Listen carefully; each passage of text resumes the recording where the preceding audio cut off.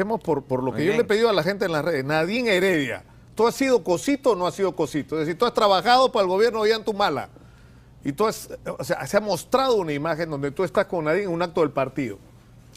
A ver, con la señora, yo he tenido una interacción verbal en toda mi vida. En el pasadizo, en Palacio, le dije hola, mucho gusto. El que era primer ministro me la presentó. Esa es la única interacción verbal que he tenido en mi vida. Y solo 2 veces hemos estado en presencia física.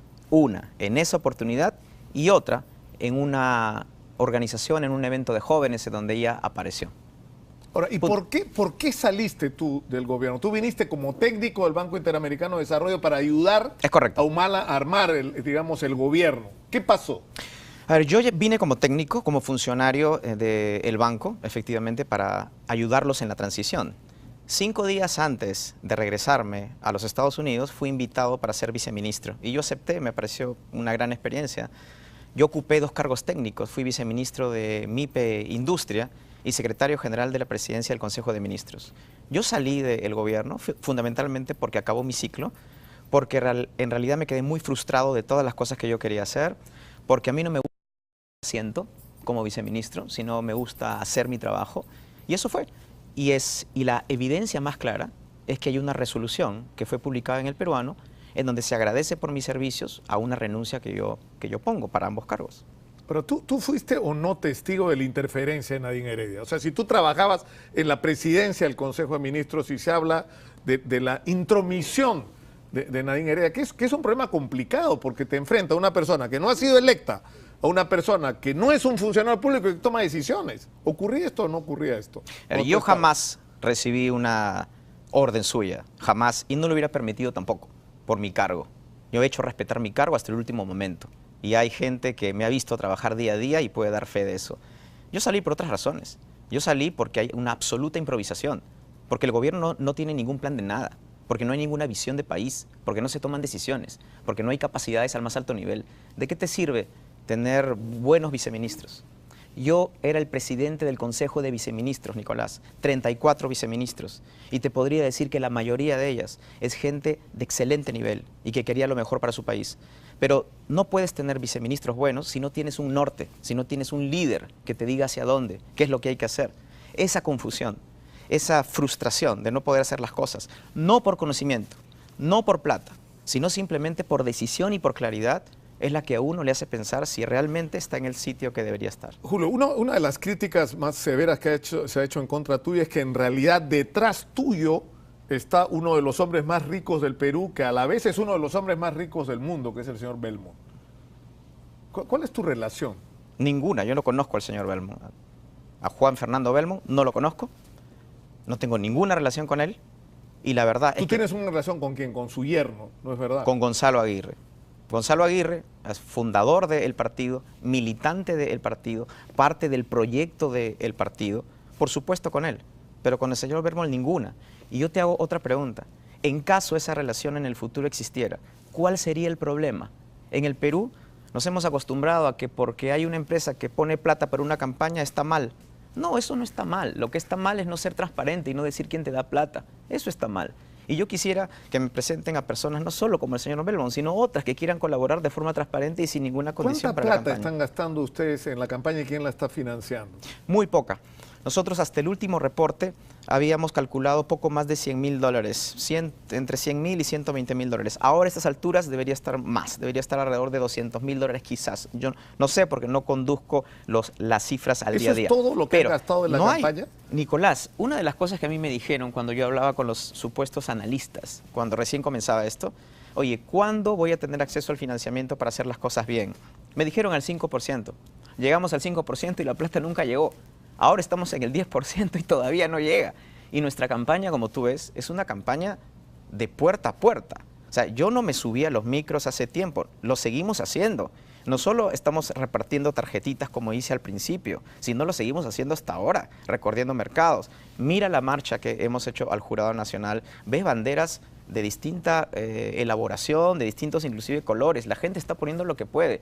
Los banners, porque tenemos un montón de banners, están colgados en las casas de la gente. Yo no tengo publicidad en las calles. Simplemente vete por las arterias más importantes de la ciudad y no vas a ver ni una sola publicidad mía. Entonces, nuestra campaña la estamos haciendo a puro punche, con mucho voluntariado. Tenemos más de 30.000 voluntarios. Y otra cosa interesante, somos el primer partido político que ha innovado en recaudación de fondos. Hemos creado una plataforma electrónica en la página web en donde todo el mundo puede donar desde 5 soles hasta lo que pueda, sin tener inclusive cuenta bancaria. Esa es la forma que estamos avanzando. Ahora, lo que yo quiero decir es que si en el futuro llegara el dinero, eso no tiene nada de malo. Y si ven mi publicidad en las calles en unas semanas, es porque hemos conseguido el dinero y lo importante es reportarlo. Pero eso, yo hablaba de la responsabilidad que tienes en este momento y eso lleva a otra de las observaciones que hace la gente. Es decir, está bien, pues ya hay que reconocerle un mérito a Guzmán. Ha arrastrado a jóvenes que no hacían política y que se están metiendo en política y vuelvo a recordar la cifra. Casi la mitad del electorado en esta elección son jóvenes. 60% en realidad. No, digamos, incluimos a los de 40 años. Abajo, ¿no? Entre 18 a 42 es el 60%. Es el 60%, pero según la RENIEC, ¿cuánto? 2.900.000 chicos, entiendo, van a votar por primera vez. Ya, es un mérito de Julio Guzmán haber abierto un espacio para que los chicos entren en política. Pero Julio, tienes que gobernar un país. Y la pregunta es si estás preparado para eso. Si tú tienes respuestas para esos problemas que enfrenta el país. Como, por ejemplo, la situación económica que es endiabladamente complicada. A ver, primero quiero recordarte que yo estoy en esto hace 15 años. No solo tengo una formación en maestría, tengo un doctorado en políticas públicas. He trabajado 10 años en el Banco Interamericano de Desarrollo asesorando a varios países en América Latina, negociando con viceministros y ministros de Estado. He sido viceministro 2 veces en el Perú. He sido socio de una de las consultoras más grandes del mundo en temas de política pública. Yo te pregunto, si nosotros no estamos preparados en política pública, o sea, ¿quién, una persona joven, puede estar preparada? Mira a los otros candidatos. Mira a los otros candidatos. Tenemos el día de hoy en el Perú una candidata que está primera en las encuestas y no tiene ninguna experiencia de gobierno. Y por eso... ¿Tú te sientes más calificado que Keiko Fujimori para ser presidente del Perú? A ver, yo no minimizo... Personalmente. Yo no minimizo a nadie. Y yo me concentro más en nuestra propuesta y no criticar a los demás. Pero sí lo que no quiero que digan es que nosotros no estamos calificados. Porque lo primero es no solo mirar nuestra trayectoria, sino mirar también alrededor.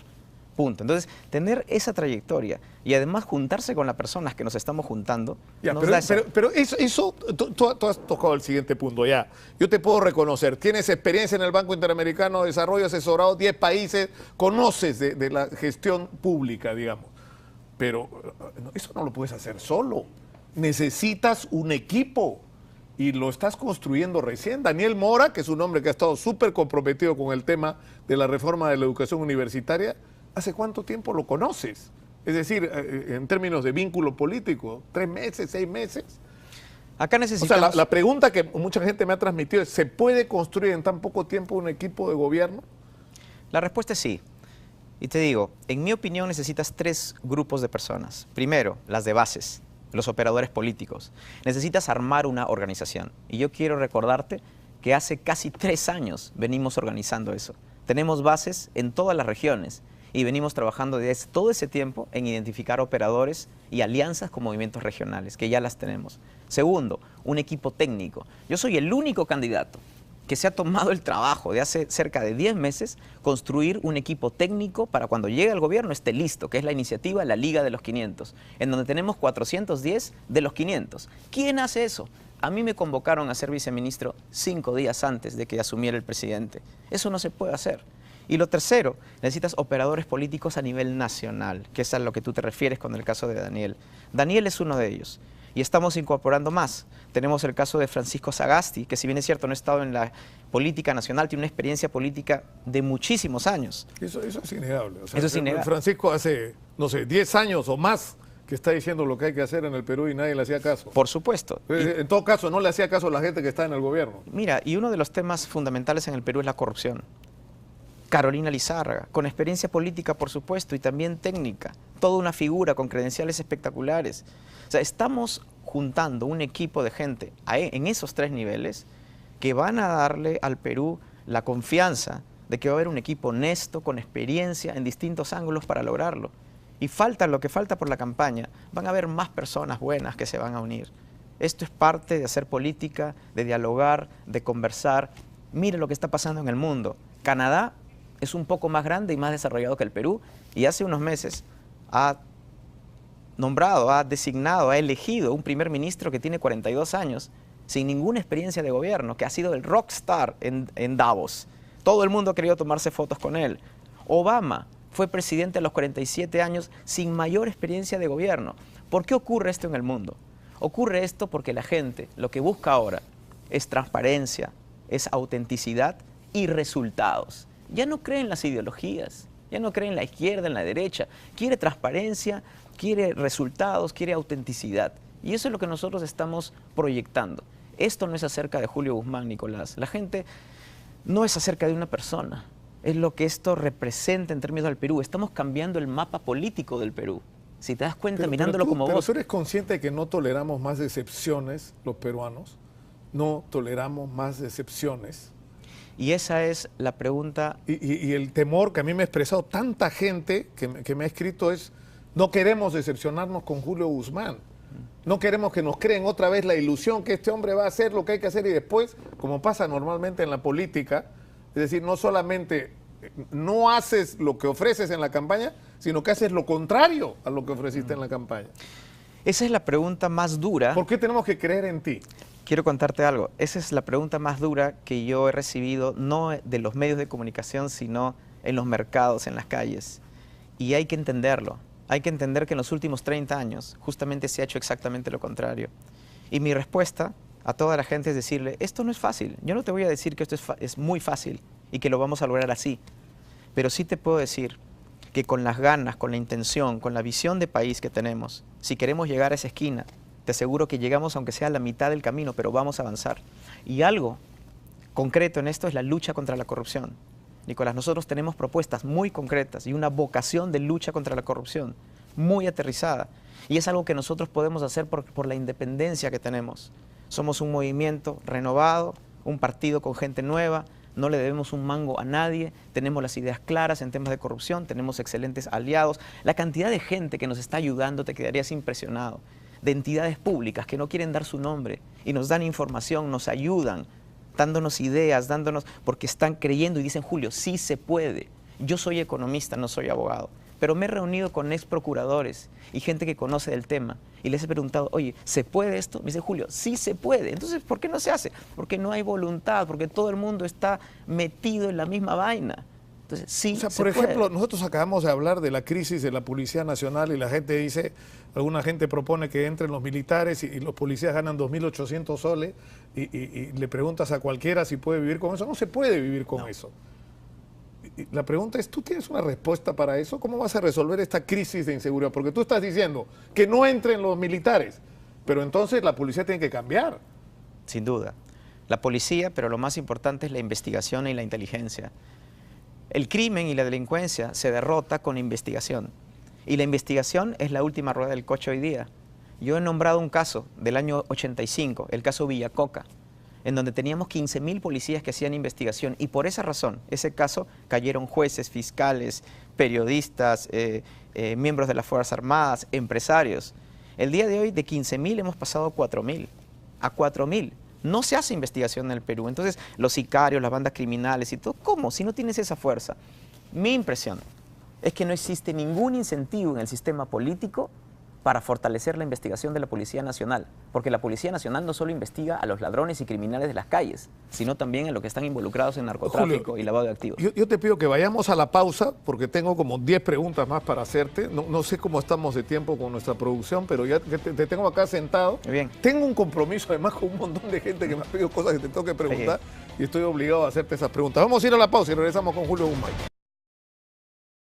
Bueno, si no tienes un norte, si no tienes un líder que te diga hacia dónde, qué es lo que hay que hacer, esa confusión, esa frustración de no poder hacer las cosas, no por conocimiento, no por plata, sino simplemente por decisión y por claridad, es la que a uno le hace pensar si realmente está en el sitio que debería estar. Julio, una de las críticas más severas que se ha hecho en contra tuya es que en realidad detrás tuyo está uno de los hombres más ricos del Perú, que a la vez es uno de los hombres más ricos del mundo, que es el señor Belmont. ¿Cuál es tu relación? Ninguna, yo no conozco al señor Belmont.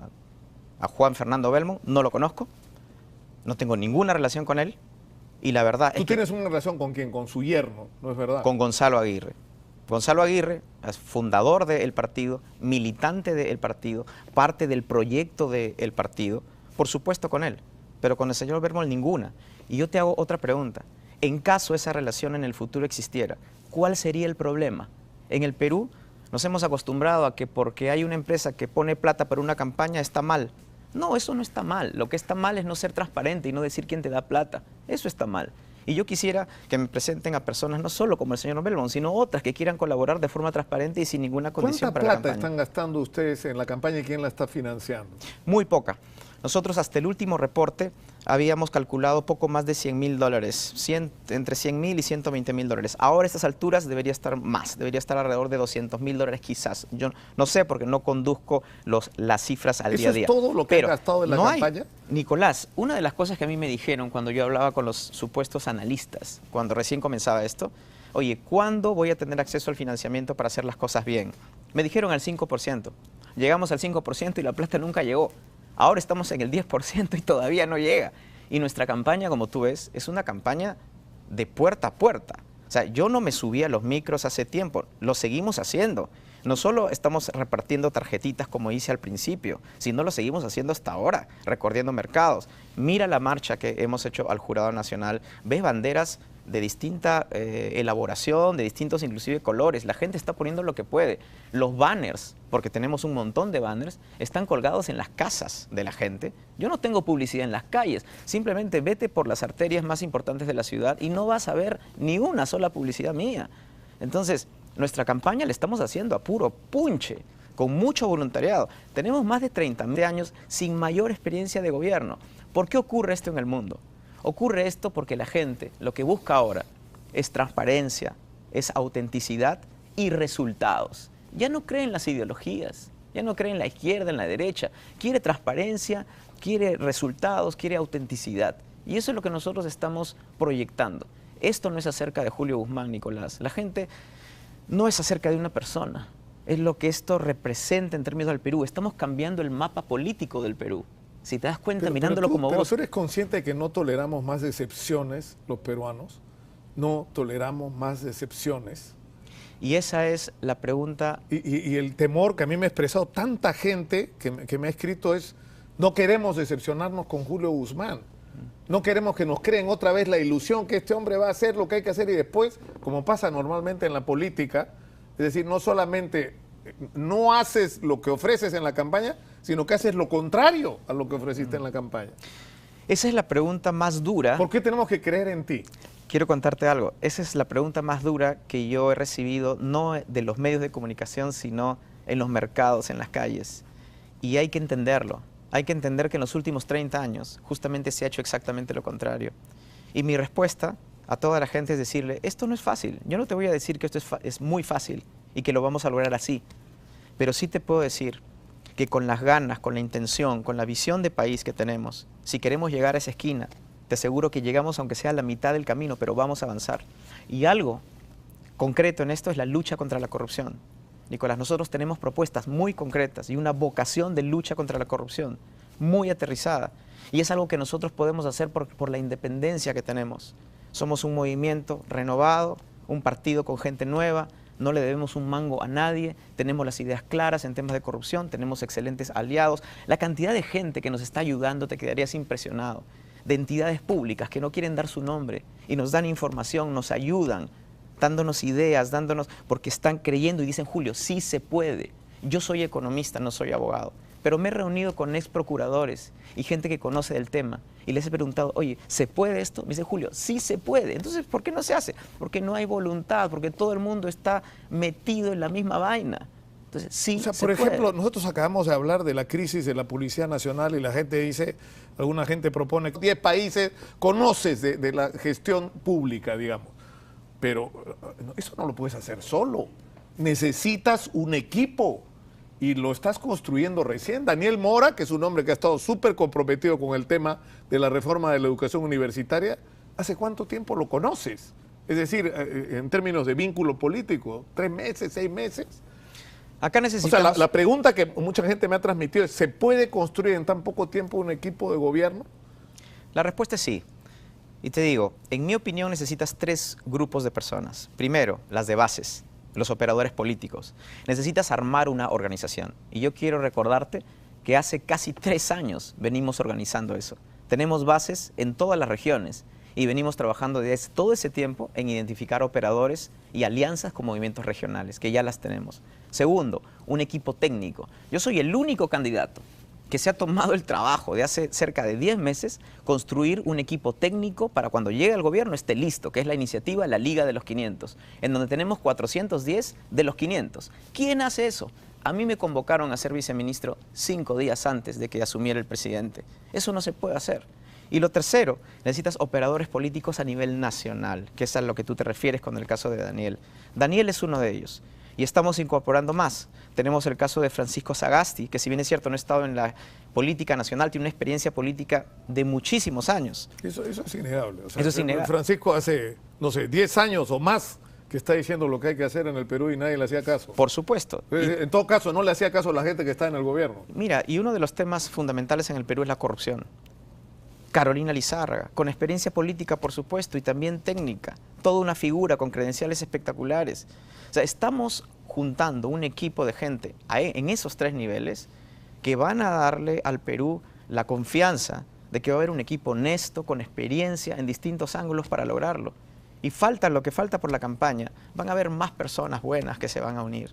Esto es parte de hacer política, de dialogar, de conversar. Mire lo que está pasando en el mundo. Canadá es un poco más grande y más desarrollado que el Perú y hace unos meses ha nombrado, ha designado, ha elegido un primer ministro que tiene 42 años sin ninguna experiencia de gobierno, que ha sido el rockstar en Davos. Todo el mundo ha querido tomarse fotos con él. Obama fue presidente de los 47.000 voluntarios. Y otra cosa interesante, somos el primer partido político que ha innovado en recaudación de fondos. Hemos creado una plataforma electrónica en la página web en donde todo el mundo puede donar desde 5 soles hasta lo que pueda, sin tener inclusive cuenta bancaria. Esa es la forma que estamos avanzando. Ahora, lo que yo quiero decir es que si en el futuro llegara el dinero, eso no tiene nada de malo. Y si ven mi publicidad en las calles en unas semanas, es porque hemos conseguido el dinero y lo importante es reportarlo.